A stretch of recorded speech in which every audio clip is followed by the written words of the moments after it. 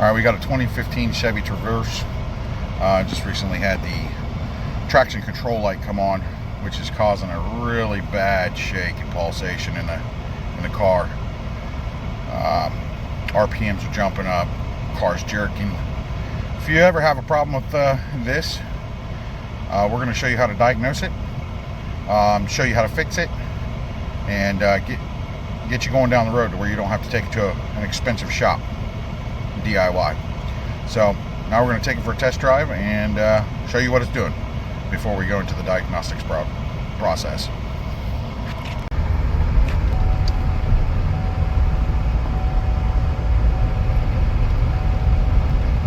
Yeah, you can see it in the RPMs jumping. You can feel it in the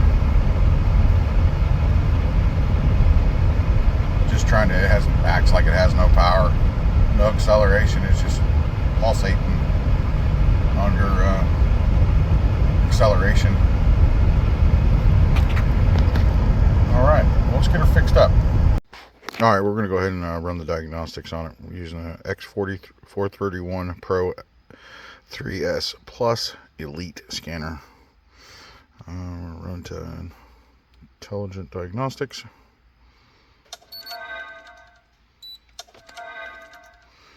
Sorry about the shaky hands here.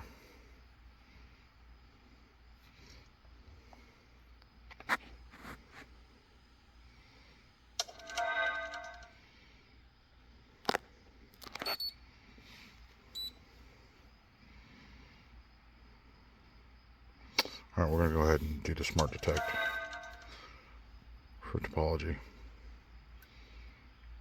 You can already see we got code here. Let's see if that's our code. Well,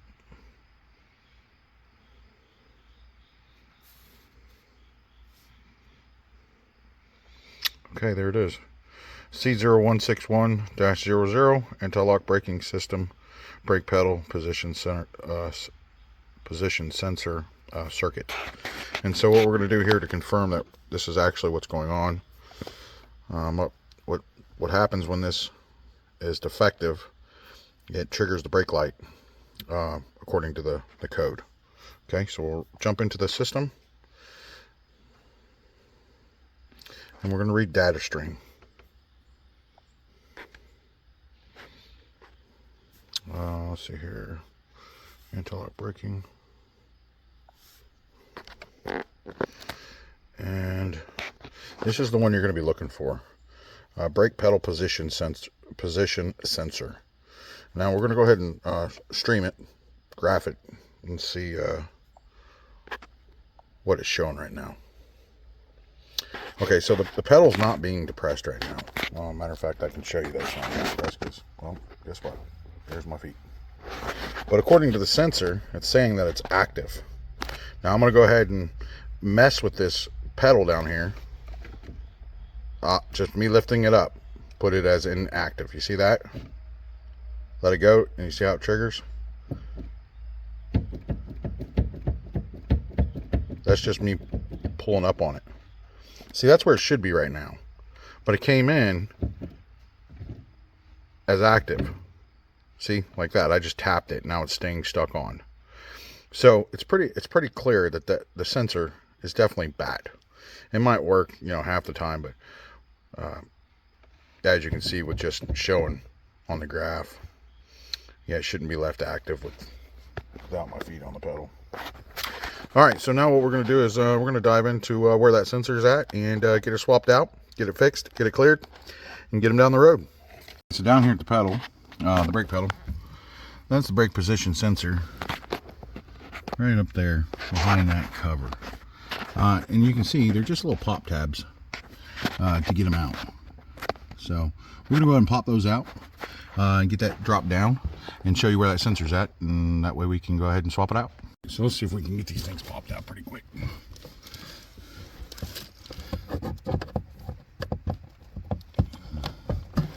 There's one. Oops, sorry, bumping the camera.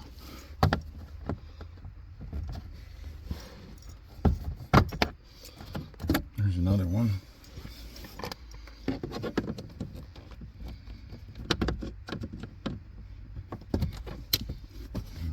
free. Alright, so we're down now. Looks like it's just hanging on something back here. Let me see if I can. There we go. So now you're going to be able to see where this sensor is. I'm going to go ahead and take you off the stand here.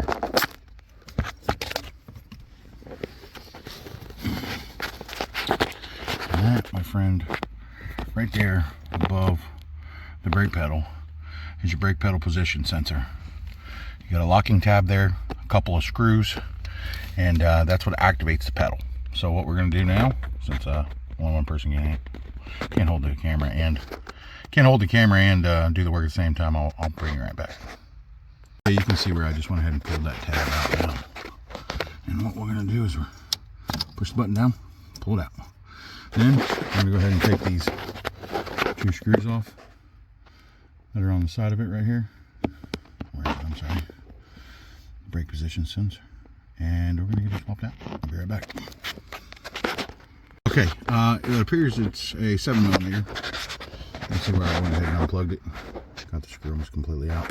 You can see how it sits in there. It has a rod that goes in between the sensor, which is controlling the active and inactive into the computer, which is, you know, fed back to the ECM PCM to indicate on the brake light and ABS traction control system. So I'm gonna go ahead and pull it out and show you what I'm talking about.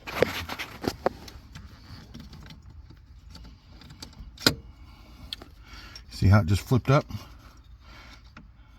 It's got pressure on it, see? So now that you got that, we'll move on to the next step. So here's the old one. This one right here, you can see that it stays under pressure. It just snaps back. So we're gonna have to put this one in the same exact way.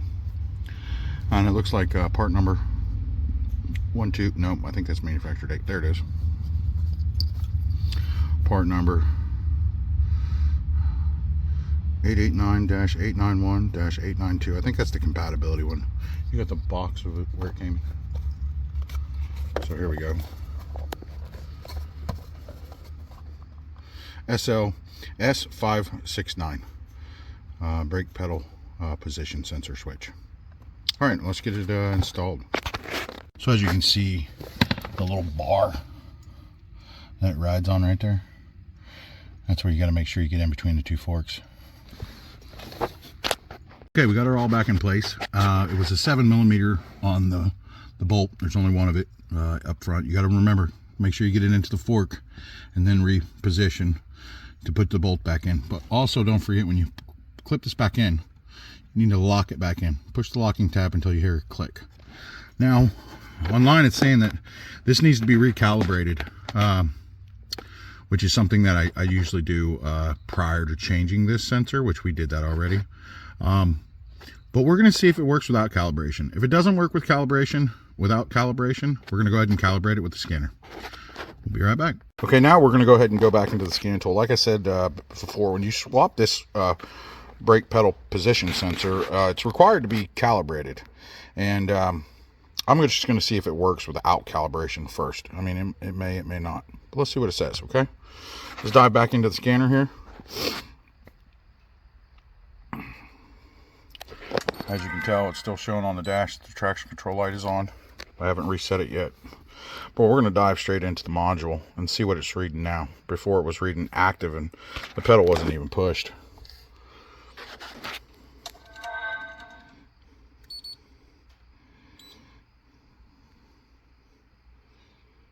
Okay, well, we're going to go ahead and run the topology and scan all the modules again. Maybe I didn't push it. There we go. So you can see it's still reading the EBCM, which is where that module is, and it's actually reading the BCM. A couple other sensors now, because of course we've been in the system working on it. So we're going to go ahead and jump straight in and see if this is with the other ones. Yeah, that's tire pressure monitor stuff. We're not messing with that today. And the other one is the BCM, body control module. Brake pedal position sensor low voltage open. So that's what happens is me pulling it apart and putting it back, it sensed that, and it said it was unplugged, basically, is what it's reading. So we're going to run into the EBCM, and we're going to see if it's showing active now that we've put it in there. So we're going to go back to read data stream, interlock braking system, and we're going to go right back to the brake pedal position sensor, and let's live data stream it. So now you can see, even with it on, the new one on, it's showing an active right off the rip. So what we're going to do is we're going to test it. Now we can control this by this scanner and turn it on and off if we wanted to, but we want to activate the pedal. So we're going to hit the pedal down there. See? No activity. Oh, it did that time. So if you barely touch it, nothing happens. But if you push it down, it actually works. And then you let off and it goes to inactive. So with that being said, I don't technically think it needs to be recalibrated. So you might be able to get away without having it calibrated, since it looks like it's in the right position and it's showing inactive, which is what it needs to be going down the road. But just for safekeepings, we're going to go ahead and calibrate it.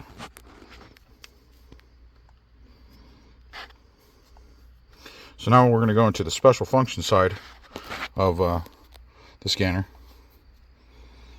See the brake pressure sensor calibration? We're going to tap that. Stay off the pedal. Means we're not touching it, right? And it's going to do its thing. Now it says press the confirm button to start the process.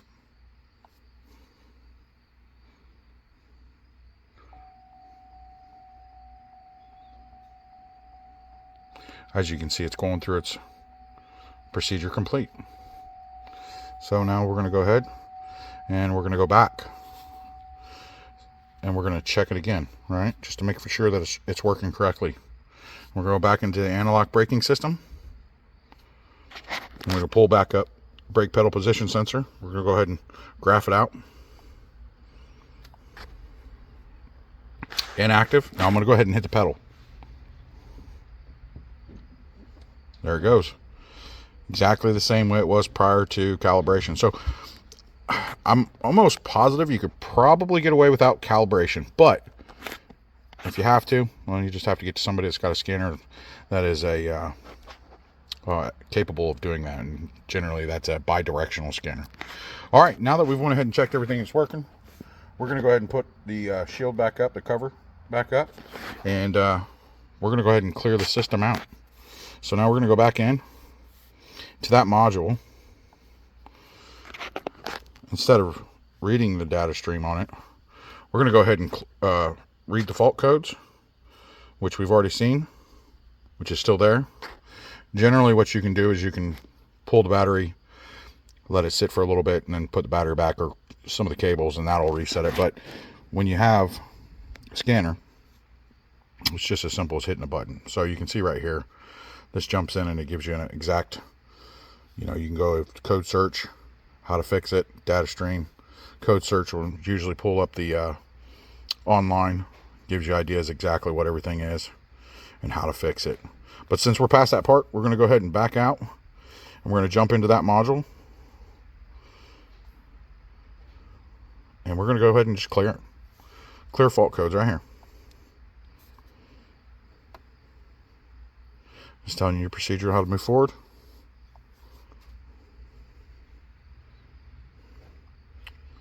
All right, so now you can see on the dash, the traction control light is out.